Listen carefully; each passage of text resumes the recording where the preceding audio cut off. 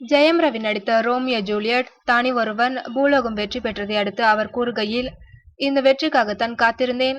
புது இயக்குனர்கள் லக்ஷ்மணின் Romeo Juliet, கல்யாண கிருஷ்ணனின் பூலோகம் படங்களில் நடித்ததன் மூலம் புது இயக்குனர்கள் படத்தில் நடிப்பதில்லை என்ற பேச்சு தீர்ந்தது. லக்ஷ்மணன் இயக்கத்தில் அடுத்த படமும் நடிக்கின்றேன். என்னிடம் கதையே சொல்லாமல் தனி ஒருவன் படத்தை என் அண்ணன் மோகன் ராஜா இயக்கினார். இதன் அடுத்த பாகம் வருமா என்கின்றனர். கண்டிப்பாக வரும். 2ஆம் பாகத்தின் கதையை என்னிடம் கூறிவிட்டார். அதிலும் நடிக்கின்றேன் என்று கூறியுள்ளார் ஜெயம் ரவி.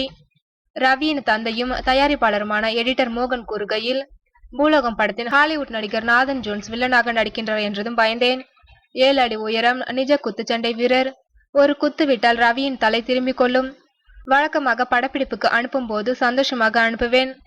நாதனுடன் நடிக்க செல்லும் போது மட்டும் ஜாக்கிரதையாக இருப்பா என்று சொல்லி அனுப்புவேன்.